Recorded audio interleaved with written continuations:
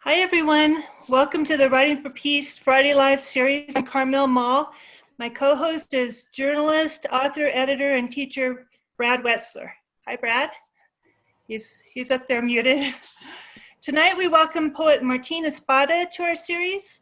Hello, Martín. It's so nice to finally meet you. We have a lot to cover tonight, so we're going to keep the mics closed, and then we ask that you write your questions in the comments section. And we'll select questions from there after the reading. Okay, a word about Martín.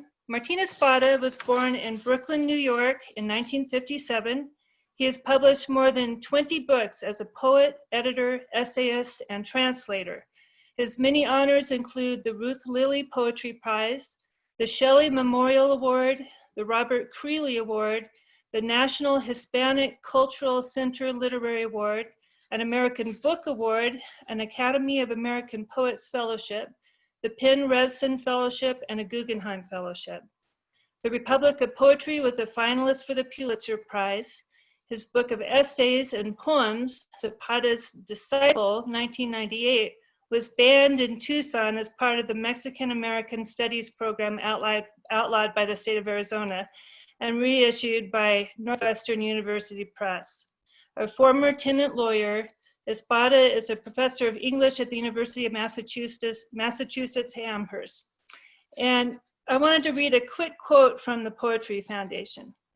Martín Espada has dedicated much of his career to the pursuit of social justice, including fighting for human rights and reclaiming the historical record. His critically acclaimed collections of poetry celebrate and lament the working class experience. Whether narrating the struggles of immigrants as they adjust to life in the United States, or chronicling the battles that Latin Americans have waged against their own repressive governments, Espada has given voice to otherness, powerlessness, and poverty into poetry that is at once moving and vivid. So tonight, Martín is going to read from his forthcoming collection, Floaters. Thank you, Martín. Thank you, Carmel. I'd like to begin by thanking Carmel Mall and Dovetails. This is definitely the kind of journal that I can heartily endorse. In terms of their principles, in terms of their mission, it's all about, as their mission statement says, empathy. It's all about activism. Their next issue, in which my work will be featured, features as its main theme resistance. And that is exactly the sort of theme that we should be talking about as poets and as activists. How to do it well. So I'm very glad to be here. I'm very glad to see so many of you here. What I will be doing, as Carmel said, is to read mostly from my forthcoming book, Floaters, which is due out from Norton in January of next year. I'll be making one distinct exception, be one poem not from that book, for reasons that become obvious when I get there. And that will be followed by the Q&A moderated by Carmel Mall. I'd like to begin at the beginning. I'm going to begin with the first three poems in this forthcoming collection. And in particular, I'm going to start off with a poem called Jumping Off the Mystic Tobin Bridge. It's a poem that takes us to a place called Chelsea. Now, that's not the Chelsea in Manhattan. It's the Chelsea in Massachusetts. Chelsea, Massachusetts is right outside of Boston. It is 66% Latino. The workforce there consists of 80% essential workers, 36% infection rate from COVID-19. Far and away the highest infection rate in the state of Massachusetts. Not a coincidence. It's the same immigrant population I worked with 3 decades ago, between the years 1987 and 1993, when I was a tenant lawyer and supervisor of Su Clínica Legal a legal services program for low-income Spanish-speaking tenants in Chelsea. And at that time, they were coming from Guatemala, El Salvador, Honduras, Nicaragua, also from Puerto Rico and the DR. Much the same population being obliterated today by COVID-19 as a consequence of poverty, overcrowding, and doing the work that they do. This poem takes me back to those days. The first half of the poem is based on an actual event, something that happened to me and a cab driver crossing over the Mystic Tobin Bridge between Chelsea and Boston. The second half of the poem is about the most notorious murder case in the history of that city, the Chuck Stewart murder case. And the poem speaks for itself in that regard. Anyway, we begin there. Jumping off the Mystic Tobin Bridge. I close my eyes and see him, windmilling his arms as he plummets from the Mystic Tobin Bridge, to prove me wrong, to show me he was good, to atone for sins like seeds in the lopsided apple of his heart, but mostly to escape from me in the back of his cab, a Puerto Rican lawyer in a suit and tie.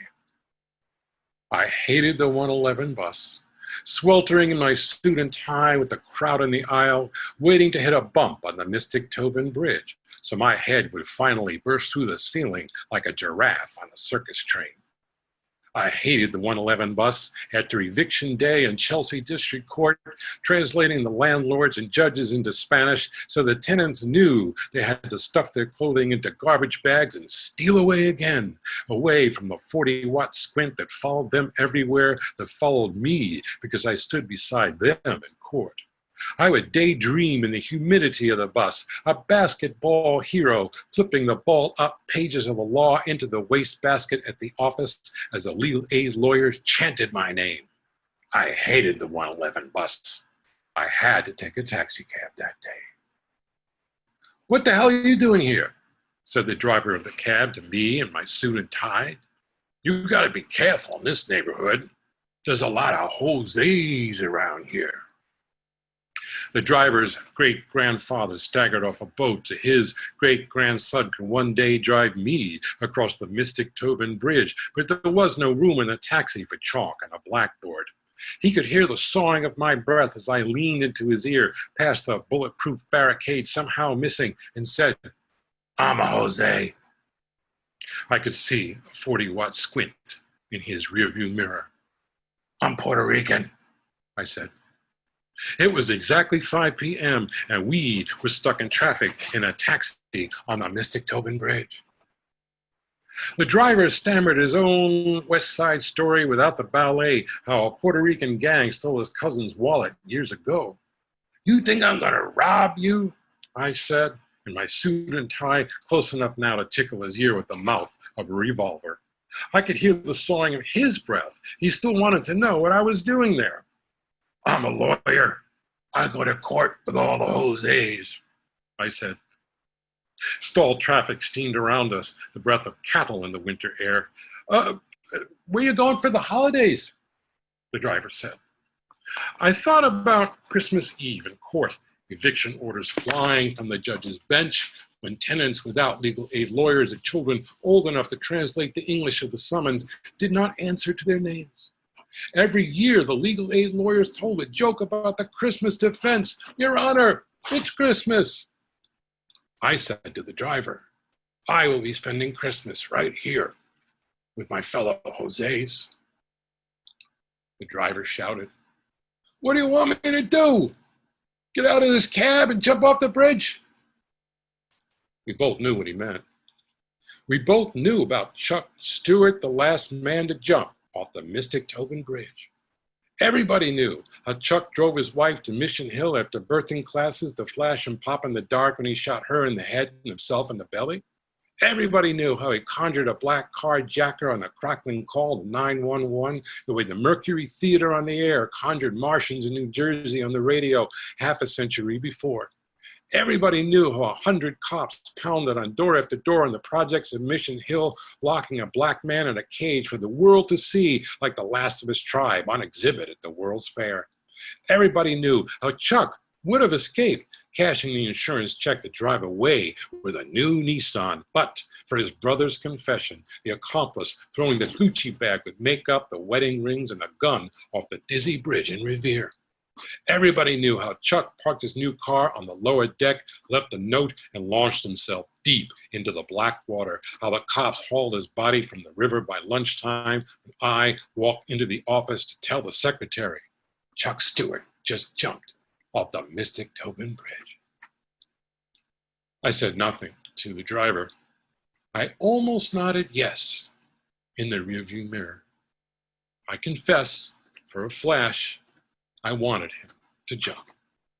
The driver, the cops, the landlords, the judges all wanted us to jump off the Mystic Tobin Bridge, all wanted us to sprout gills like movie monsters so we could paddle underwater back to the islands, down into the weeds and mud at the bottom, past the fish-plucked rib cages of the dead, the rusty revolvers of 1,000 crimes unsolved, the wedding rings of marriages gone bad, so we washed up on shore in a tangle of seaweed, gasping for air. Last night, still more landed here. Clothing stuffed in garbage bags to flee the god of hurricanes, flinging their houses into the sky, or the god of hunger slipping his knife between the ribs, not a dark tide like the tide of the Mystic River, but builders of bridges. You can walk across the bridges they build, or you can jump.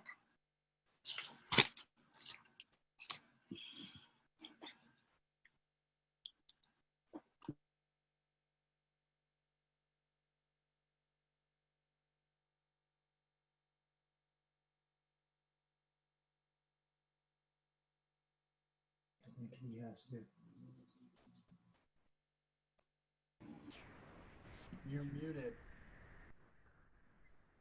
Martine, you're muted. Thank you. Yeah. When did I get muted? There you go. After the poem. Yeah. After the poem. Well, that's a relief. Okay, I don't know how that happened, but it was after the poem. Thank God. All right. I'm going to read the title poem of this collection. And the image that is the central image of this particular poem should be familiar to all of you. 1 year ago, last summer, there was a photograph that went viral. It was a photograph of two drowned Salvadoran migrants, a father and a daughter, or as they came to be known, Oscar and Valeria. This photograph went everywhere. It was on the front page of the New York Times. It was in the Boston Globe, every place in social media. It triggered grief, outrage, and, yes, denial. Charges that the photograph, in fact, was staged. Fake news.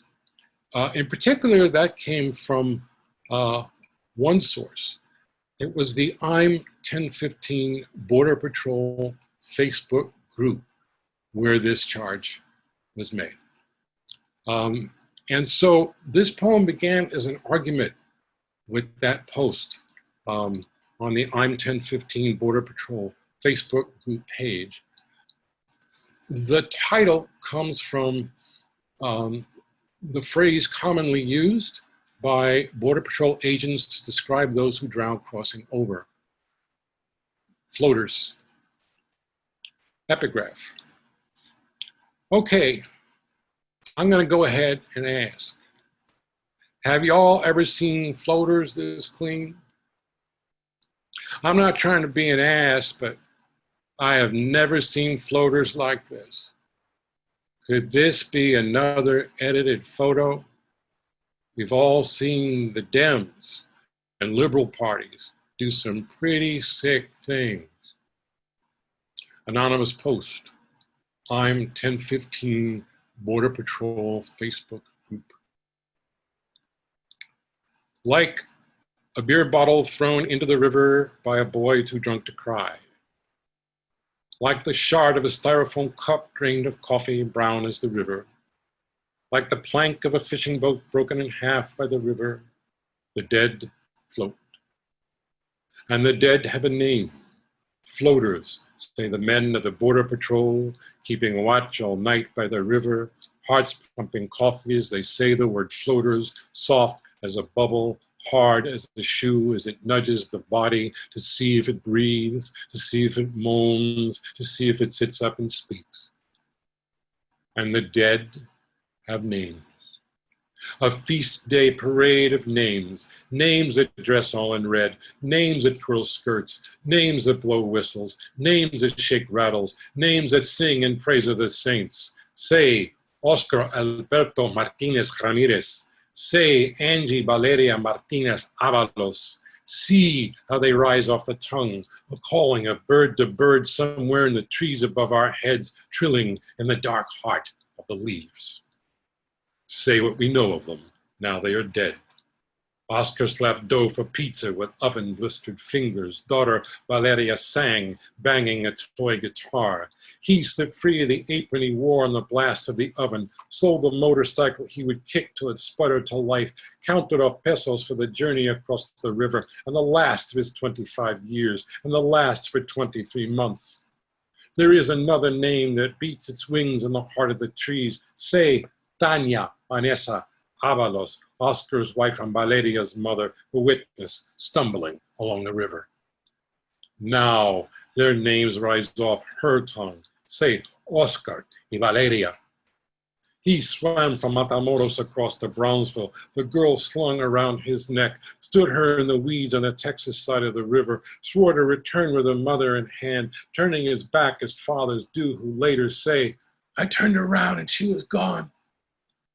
In the time it takes for a bird to hop from branch to branch, Valeria jumped in the river after her father. Maybe he called out her name as he swept her up from the river. Maybe the river drowned out his voice as the water swept them away. Tanya called out the names of the saints, but the saints drowsed in the stupor of birds in the dark, their cages covered with blankets. The men on patrol would never hear their pleas for asylum, watching for floaters, hearts pumping coffee all night on the Texas side of the river. No one, they say, had ever seen floaters this clean. Oscar's black shirt yanked up to the armpits, Valeria's arms slung around her father's neck, even after the light left her eyes, both face down in the weeds, back on the Mexican side of the river. Another edited photo. See how her head disappears in his shirt, the waterlogged diaper bunched in her pants, the blue of the blue cans. The radio warned us about the crisis actors we see at one school shooting after another. The man called Oscar will breathe, sit up, speak, tug the black shirt over his head, shower off the mud, and shake hands with the photographer. Yet, the floaters did not float down the Rio Grande like Olympians showing off the backstroke, nor did the souls float up to Dallas, land of rumored jobs and a president shot in the head as he waved from his motorcade. No bubbles rose from their breath in the mud, light as the iridescent circles of soap that would fascinate a 2-year-old. And the dead still had names.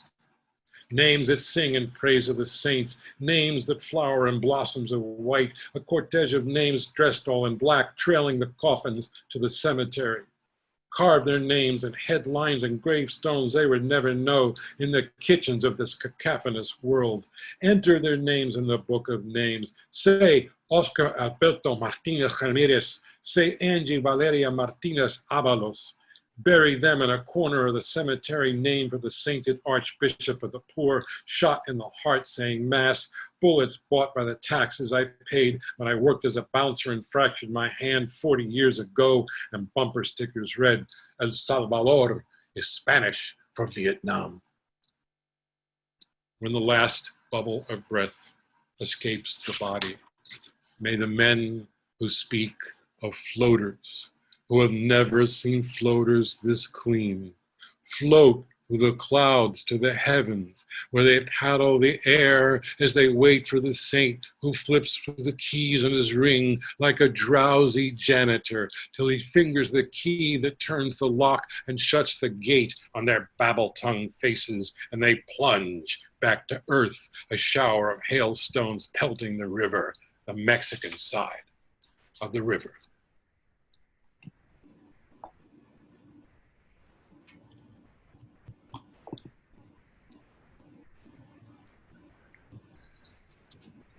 They're still out there, the refugees and migrants. They're still coming here, and they're still incarcerated by ICE. Some of you may have seen the story in CNN. Farmville, Virginia, ICE detention center. 75% of the migrants interned at Farmville have been diagnosed with COVID-19.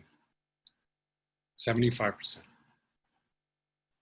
Meanwhile, 22,000 migrants are still incarcerated by ICE, including families.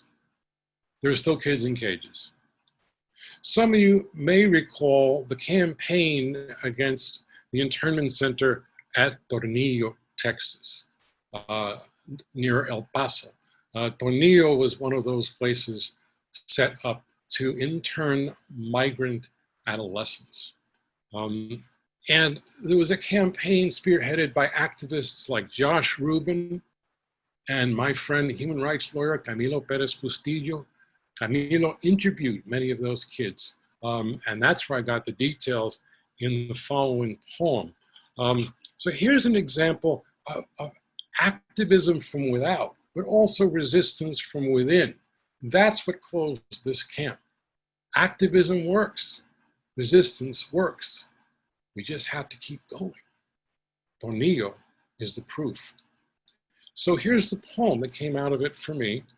And it's called Ode to the Soccer Ball Sailing Over a Barbed Wire Fence. Epigraph. Tornillo has become the symbol of what may be the largest U.S. mass detention of children not charged with crimes since the World War II internment of Japanese Americans. Robert Moore, Texas Monthly. Praise Tornillo. Word for screw in Spanish. Word for jailer in English. Word for 3,000 adolescent migrants incarcerated in camp. Praise the 3,000 soccer balls, gift wrapped at Christmas, as if raindrops in the desert inflated and bounced through the door. Praise the soccer games rotating with a whistle every 20 minutes, so 3,000 adolescent migrants could take turns kicking the ball. Praise the boys and girls who walked 1,000 miles, blood caked in their toes, yelling in Spanish and a dozen Mayan tongues on the field. Praise the first teenager, brain ablaze like chili pepper Christmas lights, to kick a soccer ball high over the chain link and barbed wire fence. Praise the first teenager to scrawl a name and number on the face of the ball, then boot it all the way to the dirt road on the other side. Praise the smirk of teenagers at the jailers scooping up fugitive soccer balls, jabbering about the ingratitude of teenagers at Christmas. Praise the soccer ball sailing over the barbed wire fence, white and black like the moon, yellow like the sun, blue like the world. Praise the soccer ball flying to the moon, flying to the sun, flying to other worlds, flying to Antigua, Guatemala, where Starbucks buys coffee beans. Praise the soccer ball bounding off the lawn at the White House, thudding off the president's head as he waves to absolutely no one. Praise the piñata of the president's head, jelly beans pouring from his ears, enough to feed 3,000 adolescents incarcerated at Tornillo. Praise Tornillo. word in Spanish for adolescent migrant internment camp, abandoned by jailers in the desert, liberated by a blizzard of soccer balls.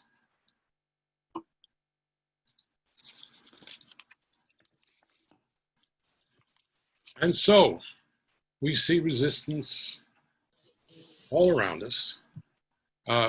Lately, we've seen it, of course, with Black Lives Matter.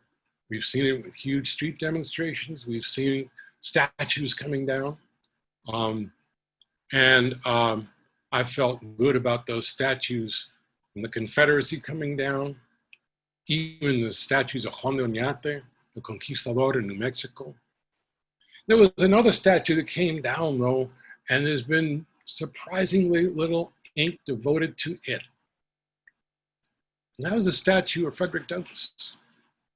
Came down in Rochester, New York, 2 weeks ago. And unlike the statues brought down by people in the movement, no one claimed credit for this one. The investigation has not made any progress. If there is indeed an investigation, 2 weeks have gone by, no suspects. You would think somebody would have noticed the toppling of a Frederick Douglass statue in Rochester, New York. Well, it brought to mind my own experience in Rochester, New York. It was November of 2008, it was right after the election of President Barack Obama, who we know, of course, wasn't perfect, but we're also learning that presidency is relative. And it was only 3 or 4 days after, November the 7th to be exact, that I landed in Rochester. I drove from Amherst, Massachusetts. For those of you who know the geography, it's not close. I got there, did my reading at Monroe Community College. And the next day, I found myself at the tomb of Frederick Douglass in Rochester, New York. And it had been miraculously turned into a shrine. And when this statue of Frederick Douglass came down, I thought about that experience and the poem that resulted. Because, as we all know, you cannot tear down the spirit of Frederick Douglass. Frederick Douglass, his tomb, his statues represent the essence of Black Lives Matter. Black lives have always mattered. This poem is called Litany at the Tomb of Frederick Douglass, Mount Hope Cemetery, Rochester, New York, November the 7th, 2008. This is the longitude and latitude of the impossible. This is the epicenter of the unthinkable. This is the crossroads of the unimaginable. The tomb of Frederick Douglass 3 days after the election. This is a world spinning away from the gravity of centuries, where the grave of a fugitive slave has become an altar. This is the tomb of a man born as chattel, who taught himself to read in secret, scraping the letters in his name with chalk on wood. Now, on the anvil flat stone, a campaign button fills the O in Douglass. The button says, Obama. This is the tomb of a man in chains who left his fingerprints on the slave breaker's throat so the whip would never carve his back again. Now, a labor union t-shirt drapes itself across the stone, offered up by a nurse, a janitor, a bus driver. A sticker on the sleeve says, I voted today. This is the tomb of a man who rolled his call to arms off the press, peering through spectacles at the abolitionist headline. Now, a newspaper spreads above his dates of birth and death. The headline says, Obama wins. This is the stillness at the heart of the storm that began in the body of the first slave dragged aboard the first ship to America. Yellow leaves descend in waves, and the newspaper flutters on the tomb, like the sails Douglas saw in the bay, like the eyes of a slave closing to watch himself escape with the tide. Believers in spirits would see the pages trembling on the stone and say, "Look how the slave boy teaches himself to read."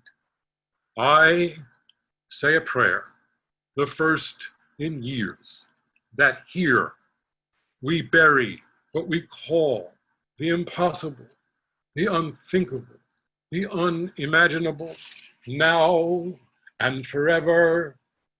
Amen.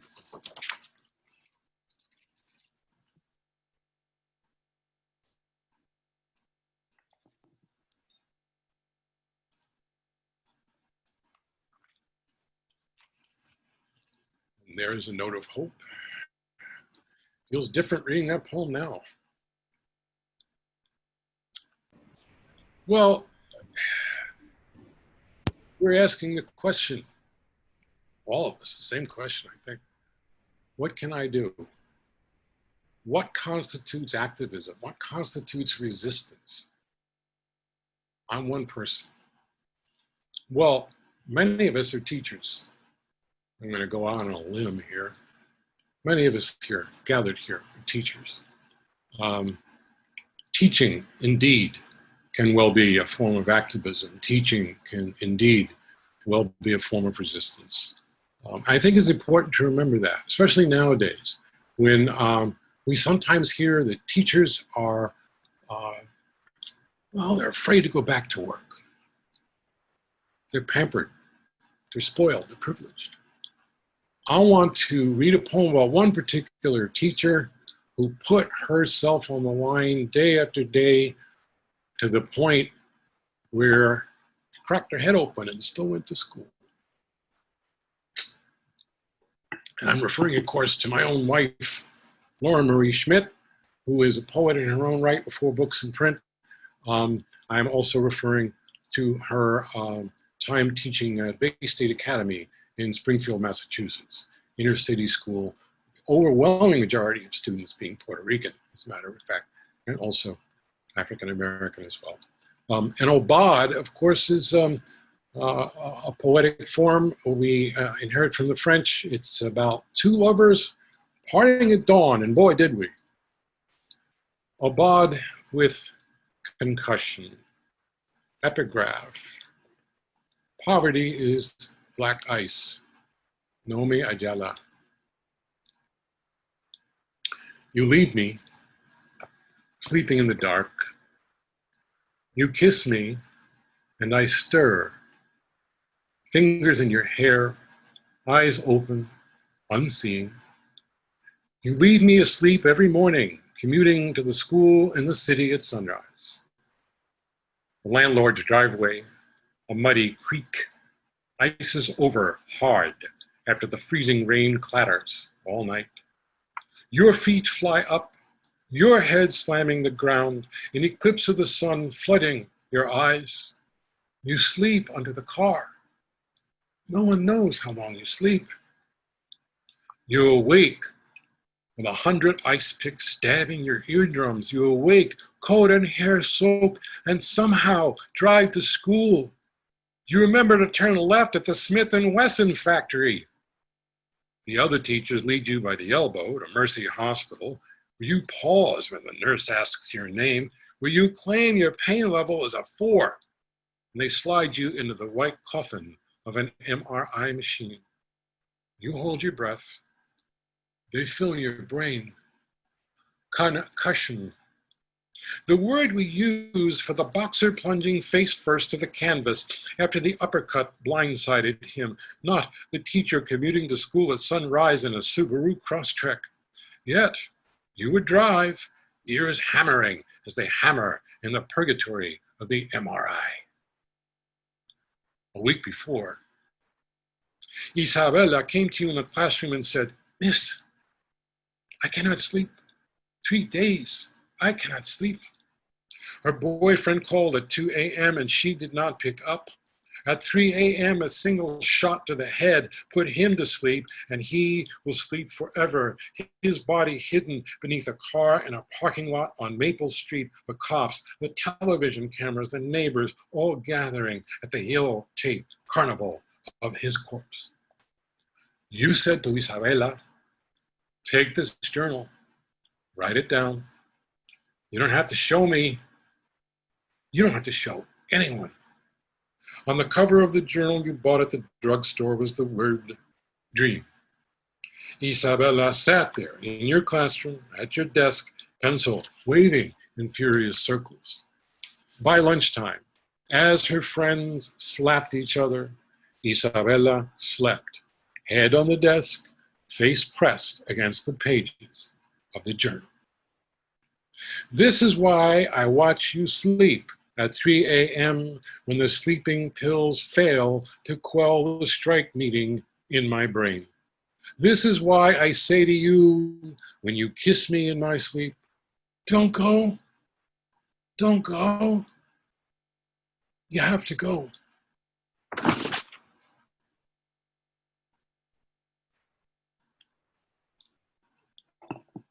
And there she is, in one of those boxes. Lauren Marie Schmidt. Give her a virtual hand. Well, I'm going to read 3 more poems. As I am fond of saying and have said for many years, no change for the good ever happens without being imagined first, even if at the time we imagine this great change it seems impossible, because history teaches us otherwise and teaches us too that we are the agents of that great change. It does not come from the White House. It comes from our house. And I learned that from my mentors. I learned that in particular from a man named Luis Garden Acosta. Luis Garden Acosta was a Puerto Rican Dominican organizer, activist in the Williamsburg section of Brooklyn. He was the co-founder of a multi-purpose community center known as El Puente, or the Bridge. And El Puente is, of course, still there, still going strong. Luis Garden Acosta died in 2019. And so I wrote this poem in his memory, but also to get at this idea of the vision as a prerequisite for great social change, because he certainly was a visionary. The poem is called Morir Soñando, which is a national Dominican drink and literally means in Spanish to die dreaming.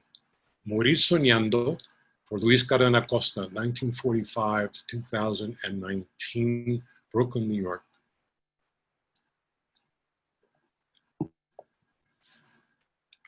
I saw the empty cross atop the empty church on South 4th Street, as if Jesus flapped his arms and flew away, spooked by one ambulance siren too many. I saw the stained glass windows I wanted to break with a brick, the mural of Saint Mary and the angels hovering innocent as spies over the congregation, and wanted to know why you brought me here, the son of a man punched in the face by a priest for questioning the Trinity, who punched him back. This is El Puente, you said, the bridge. I knew about the Williamsburg Bridge, 8 lanes of traffic and the subway stampeding in the open windows of the barrio all summer. You spread your arms in that abandoned church and saw the spinning of a carousel better than any wooden horses pumping up and down a Coney Island. Here, the ESL classes for the neighbors cursed with swollen tongues in English. There, the clinics on contraception, the pestilence in the veins of the unsuspecting. Here, the karate lessons, feet spearing the air to keep schoolyard demons away. There, the dancers in white, swirling their skirts, the drumming of bomba. Here, the workshops on Puerto Rican history, La Masacre de Ponce, where your mother's beloved painted his last words on the street with a fingertip of blood. I was a law student, first year, memorizing law school Latin, listening to classical guitar on my boombox as I studied the rules of property. It's mine, it's not yours. I saw only what could be proven by a preponderance of the evidence. The church abandoned by the church, the cross atop the church abandoned by the Son of God. My belly empty as Saint Mary of the Angels. I told you I was hungry, and we left. I wanted Chinese food, but you told me about the Chinese takeout down the block where you stood behind a man who shrieked about the price of wonton soup, left and returned with a can of gasoline, splashed it on the floor, and pulled a box of kitchen matches from his pocket. Will you wait till I pick up my egg roll and pork fried rice? You said, with a high school teacher's exasperated authority. So he did. You could talk an arsonist into postponing his inferno till you left with lunch, but you couldn't raise the dead in the ER at Greenpoint Hospital, not even in your suit and tie. You couldn't convince the girl called Sugar to rise from the gurney after the gunshot drained the blood from her body. You couldn't persuade the doctor who peeled his gloves and shook his head to bring her back to life, telling him, do it again. And arsonists in medical scrubs trying to strike a wet match. You couldn't jumpstart the calliope in her heart so the carousel of horses would rise and fall and rise again. Whenever you saw the gutted church, you would see the sheets of the gurney dipped in red, all the gurneys rolling into the ER with a sacrifice of adolescence.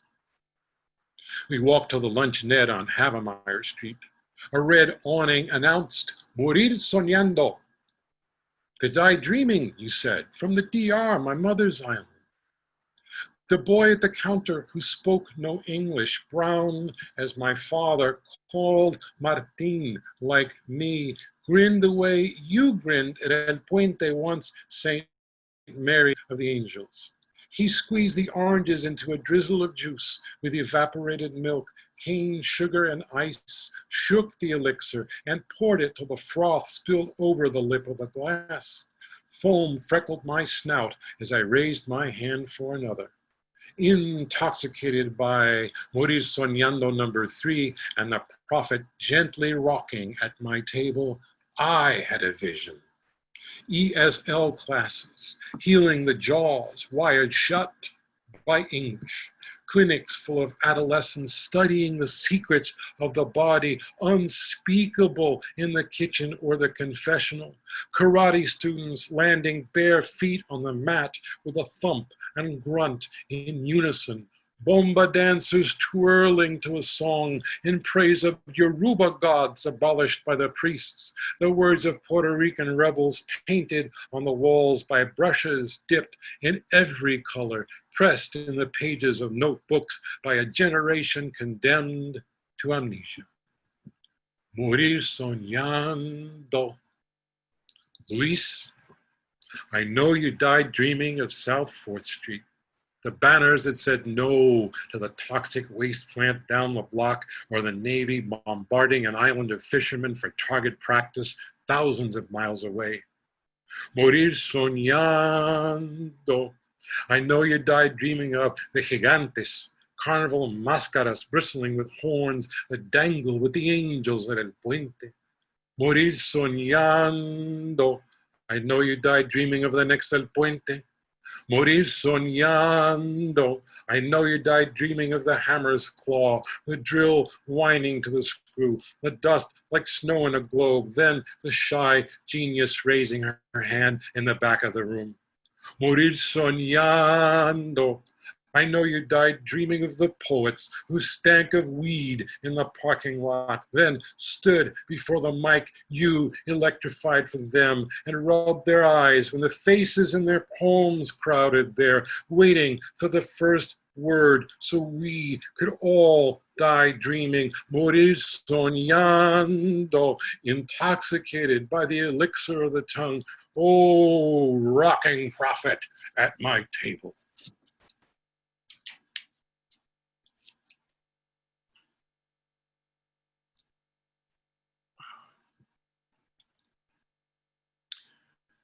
Luis Carden Acosta, activist, dreamer, and visionary. And he wasn't the first one in Puerto Rican history. I want to read the poem I've written most recently, and I managed to convince my publishers, W.W. Norton, to slip it into this forthcoming book. They're very generous about that sort of thing. So, of course, I try to get away with murder. And this poem will indeed be in that forthcoming book. Now, it's a poem about the battle against the twin pandemics of epidemic disease and racial oppression. Of course, I'm speaking of Puerto Rico in the year 1856. I'm speaking of a cholera epidemic, and I'm speaking of Dr. Ramon Emeterio Betances, one of the great figures of the 19th century, and yet one little known outside the island of Puerto Rico itself. So, to begin with, who was Dr. Betances? Well, Dr. Betances, Ramon Emeterio Betances, born 1827, died 1898, was a Puerto Rican revolutionary, abolitionist, essayist, novelist, diplomat, and physician. He was born in the town of Cabo Rojo, of partly African descent. He received his medical degree in Paris and returned in the year 1856 to a cholera epidemic in Puerto Rico that killed 25 to 30,000 people, including approximately 10,000 slaves. He played a major role fighting this epidemic in the city of Mayagüez in the West and elsewhere. Simultaneously, he emerged as an organizer of abolitionist secret societies, and for that, he was forced into exile. Betances became the architect of an insurrection against the Spanish in 1868. It was called the Grito de Lares, or Battle Cry of Lares, and he is best known for that. The insurrection ultimately failed, but slavery itself was abolished in Puerto Rico in 1873. And Betances would go on fighting for liberation, not only in Puerto Rico, but in Cuba, elsewhere in the Caribbean, until his death in 1898. One of the great figures of the 19th century anywhere in the world. So this is a poem in 5 parts that I wrote about Dr. Betances and Puerto Rico in the year 1856. And it is, for reasons that will become apparent, called The 5 Horses of Dr. Ramon Emeterio, Mayagüez, Puerto Rico, 1856. 1. The first horse. Cholera swarmed unseen through the water, lurking in wells and fountains, squirming in garbage and excrement, infinitesimal worms drilling the intestines, till all the water and salt would pour from the body till the body became a worm, shriveling and writhing, a slug in salt, till the skin burned blue as flame, the skin of the peasant and the skin of the slave gone blue, the skin in the slave barracks blue, the skin of 10,000 slaves blue. The blue death, face hidden in a bandana, dug graves with the grave diggers who fell into holes they shoveled for the dead. The doctors died too, seeing the signs in the mirror, the hand with the razor shaking. 2. The second horse. Dr. Betances stepped off the boat, back from Paris, the humidity of the plague glistening in his beard. He saw the stepmother who fed him sink into a mound of dirt, her body empty as the husk of a locust in drought. He toweled off his hands. In the quarantine tents, there was laudanum by the bitter spoonful, the lemonade and broth. In the dim of the kerosene lamps, there was the compress cool against the forehead, the elixir of the bark from the cinchona tree. For peasants and slaves moaning to their gods, the doctor prescribed chilled champagne to soothe the belly. For the commander of the Spanish garrison, there was silence, bitter as the spoon. 3, the third horse. At every hacienda, at every plantation, as the bodies of slaves rolled one by one into ditches, all hip bones and ribs, drained of water and salt, stripped of names, Dr. Betances commanded the torch for the barracks where the bodies would tangle together, stacked up as if they never left the ship that sailed from Africa, kept awake by the ravenous worms of the plague feasting upon them. Watching the blue flames blacken the wood, the doctor and the slaves saw another plague burning away, the plague of manacles scraping the skin from hands that cut the cane, the plague of the collar with 4 spikes for the runaways brought back.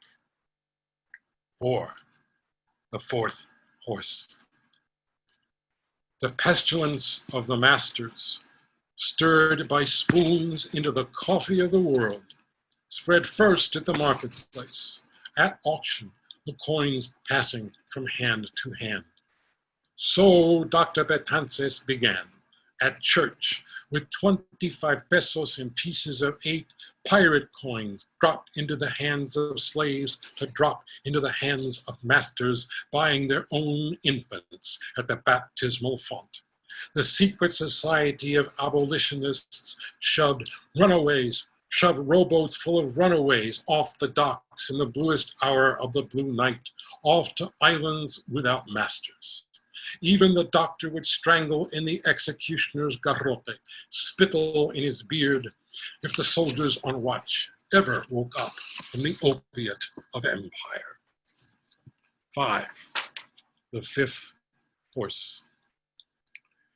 The governor circled his name in the name of empire. So Dr. Betances sailed away to exile, the island drowning in his sight. But a vision stung his eyes like salt in the wind. In the world after the plague, no more plague of manacles. After the pestilence, no more pestilence of masters. After the cemeteries of cholera, no more cholera spikes or executioners. In his eye burned the blue of the rebel flag and the rising of his island. The legend calls him the doctor who exhausted 5 horses, sleepless as he chased invisible armies into the night. Listen for the horses.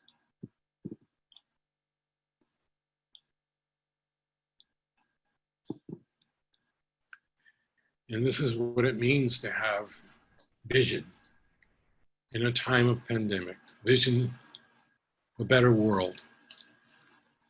So we can all learn from Dr. Betances. Listen for the horses. I'm going to finish with this poem, and then we'll have a brief moderated Q&A. This next poem is called Letter to My Father.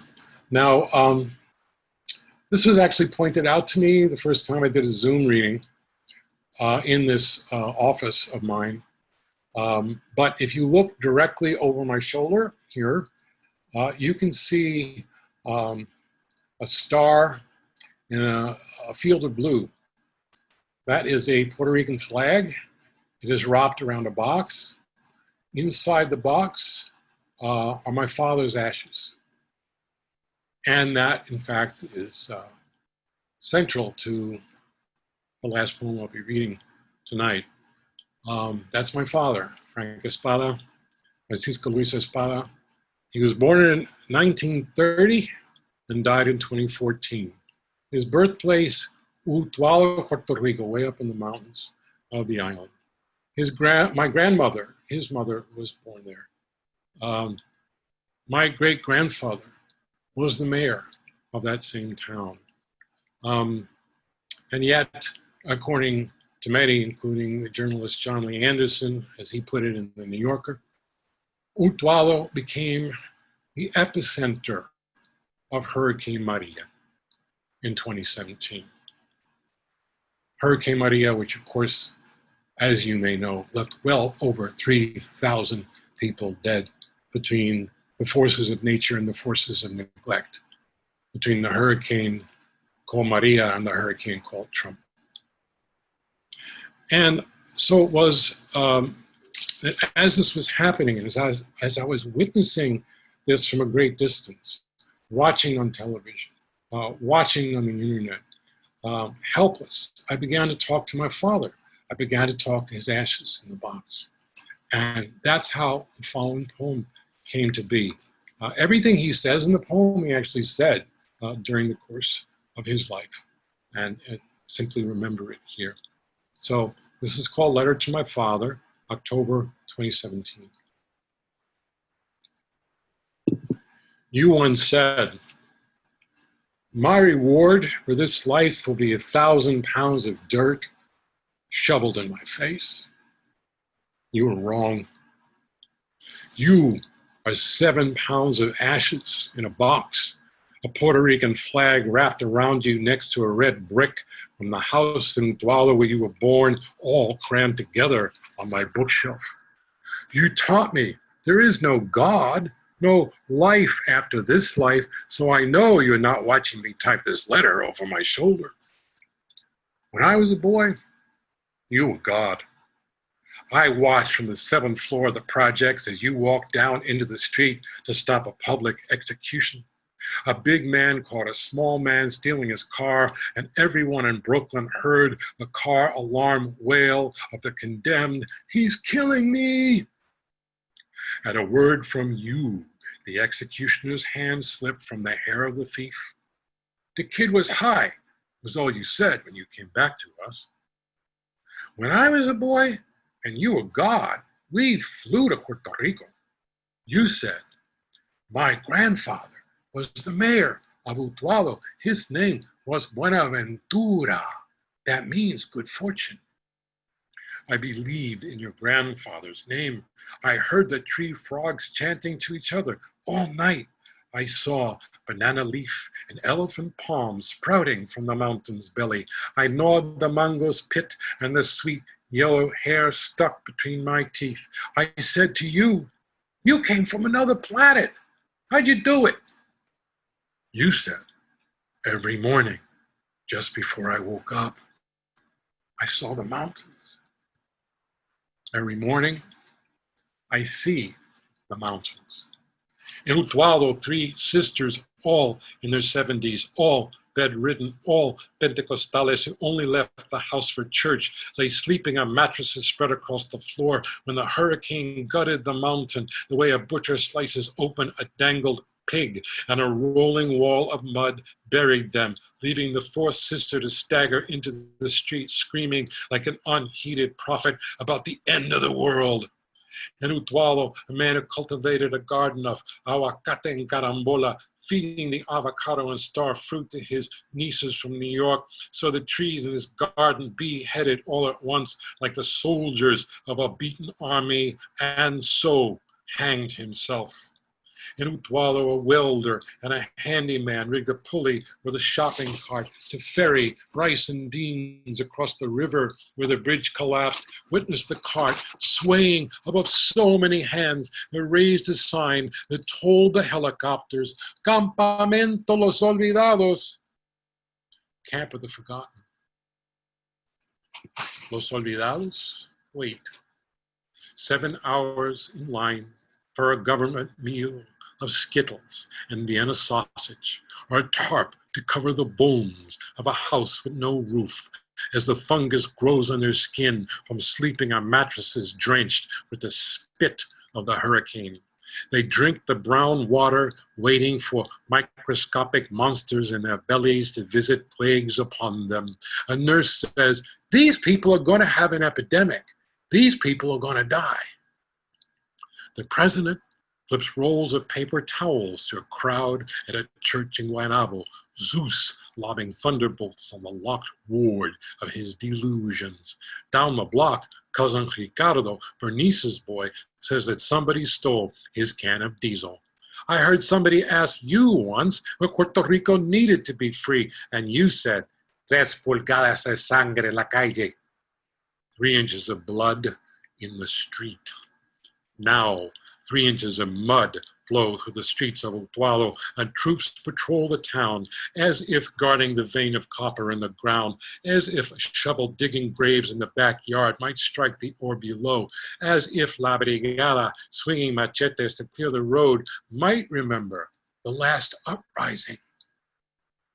I know you are not God. I have the proof. 7 pounds of ashes in a box on my bookshelf. Gods do not die, and yet I want you to be God again. Stride from the crowd to seize the president's arm before another roll of paper towels sails away. Thunder Spanish obscenities in his face.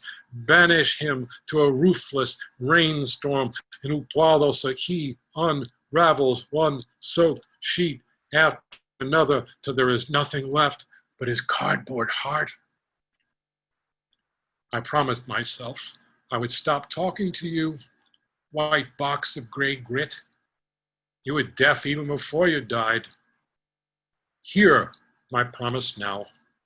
I will take you to the mountains where houses lost like ships at sea rise blue and yellow from the mud. I will open my hands. I will scatter your ashes in Utuado. Muchas gracias. Thank you very much. Thank you so much, Mark. It's wonderful. It's been wonderful. Power. I have a question that was texted to me. Can you talk about how your poetry makes large political and historical statements by looking closely at individual experience? Well, it begins with the realization that I have to make the abstract concrete. I have to make the general specific. I can cite all the statistics I want. You heard me cite statistics tonight, but I need to make that vivid somehow. So it's not only about the individual narrative, the face that has many faces, the voice that has many voices. It's also about the image. It's about grounding the poem in the image, the senses on paper. So using that principle, grounding the poem in the image to tell the stories of individual human beings, I'm able to convey some sense of those larger historical and political forces that we are addressing. Thank you. Brad, you had a question. Yeah, thank you, Martine. I wanted to ask, about your process with creating what, you might be calling, what I might call a resistance poem. And often, poets who are less accomplished than you might get caught up in the personal and flood the reader with that kind of information. And how would you say, any advice to someone who wanted to write a resistance type poem, and what that process is like? Well, first of all, I define resistance very broadly. I'm not looking for someone who is necessarily resisting in the way that we define it narrowly. Someone who is pumping the fist. I think we can resist in all kinds of ways, and that's what I was alluding to when I read my poem for Lauren. Teachers find a way to resist all the time, every day. Defining it broadly is one way of recognizing that you're part of a movement. And we too often tend to minimize ourselves. We tend to marginalize ourselves. We look at ourselves as, well, I'm not an activist. I'm not part of the resistance. I'm sheltering here. There's a pandemic out there. Well, of course you're part of the resistance. If you do whatever it is you can do to be part of it. As far as poetry is concerned, this overlaps to a certain extent with the answer I just gave. We have to recognize that telling certain stories, including our own stories, become resistance as we share them, as we give people license, in fact, to share their own stories. I've had that experience many times, the experience of reading a poem and having someone come up to me afterwards and say, yeah, that happened to me too. Or it happened to my father, it happened to my mother, it happened to my sister, my brother. And now I'm gonna write about it. You know? Or I've gone into the places where poets are not supposed to be at all. You go into prison, you go into a halfway house, drug rehab center, where I've done lots of readings, for that matter. Places which in fact are breeding grounds for poetry. Many a fine poet has come out of such places or passed through such places. But they need, in a sense, to know that their lives are the stuff of poetry. And when they hear it coming from me, that's when they figure it out.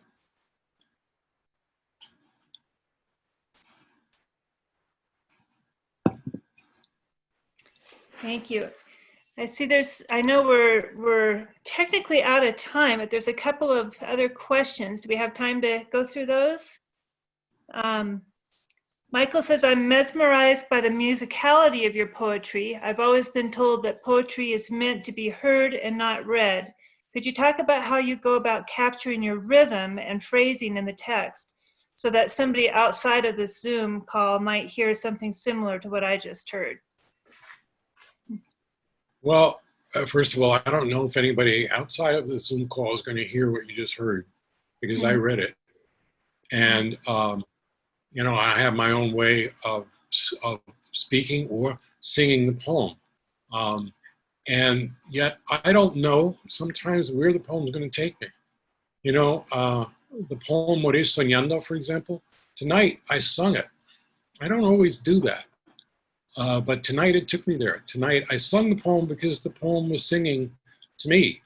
And for that matter, there are other poems about which I could say the same this evening.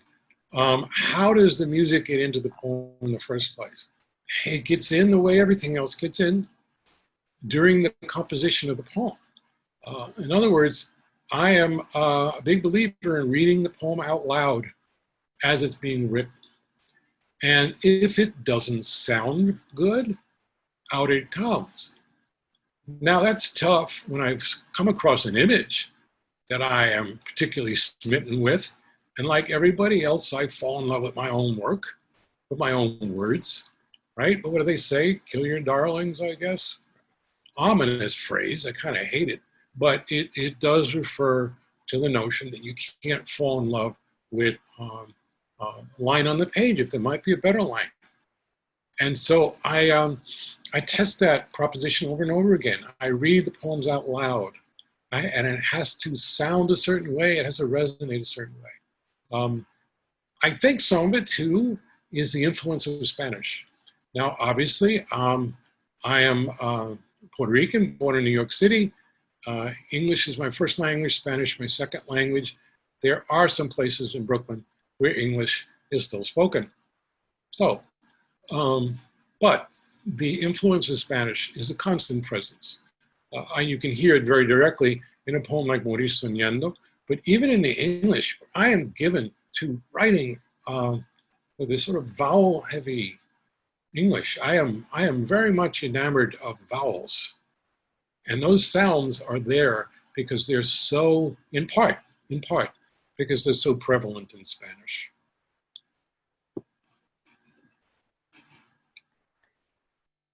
Thank you. Okay. Uno más. Let's see. Where'd that go? Here we go. What does reclaiming history mean to you? Well, it means doing what I was just attempting to do there. There are certain poems that do that very directly. When I write about Dr. Ramon Emeterio Betances, and we're, indeed, most people outside the island of Puerto Rico have never heard of him. That's reclaiming history. It's also, by the way, reclaiming history for Puerto Ricans born in this country who may know little or nothing about Ramon Emeterio Betances, right? So, you know, we're not, we need those history lessons too. You know, as colonized people, we are divided from our own history or separated from it as we are separated from our identity. So I'm doing that very directly in a poem like that. At the same time, I'm trying to demonstrate the relevancy of that history to the present day, right? Pandemic, check. Racial oppression, check. Vision required to transcend A and B, check. That's Dr. Betances. Now, you know, that is also just part of the equation, because I'm writing history when I write any poem that documents the present, especially if that poem is documenting something that might be swept away by what we call history. And think about how history is now recorded. History today is recorded at lightning speed. It's recorded on social media. It's recorded on the internet. It's recorded in a place where it is going to be literally swept away in a matter of days, hours, or minutes. And it's easy to forget. It's easy for me to forget. That's how I know, right? So when I write a poem like Floaters, even though the incident described in the poem happened 1 year ago, we're already forgetting. And it's only when I mention to people the connection with that viral photograph that they say, oh, yes. And so often now I realize that not even that is a connection. What's going to happen in 5 years? What's going to happen in 10 years? I want those Salvadoran migrants and everyone like them to be remembered. I want that time and place to be remembered. So when people ask, how could it be that that's how we lived and died? We can point to this poem, among many others.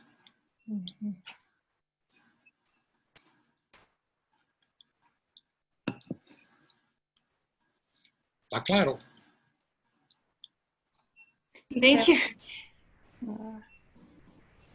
Thank you so much, Martín, for doing this. And I wanted to tell everybody that Martín has generously agreed to be our featured writer for the Resistance issue of Dovetails, which goes up on our site on August 1st. And so you can read many of the poems that he wrote tonight there, as well as an exclusive interview. And Martín's book can be pre-ordered online through WW Norton, and you can actually do that now. And I want to thank all of you for joining us tonight for this Friday live reading with Martín Espada. Our next Friday live reading will be held on August 7th with Pulitzer Prize winner Peter Balakian, who will share his work and discuss poetry of witness. So thank you all for coming. Stay safe and well. Keep writing and have a great weekend. Thank you, everybody. Thank you. Muchas gracias a todos. Muchas gracias. Thank you so much.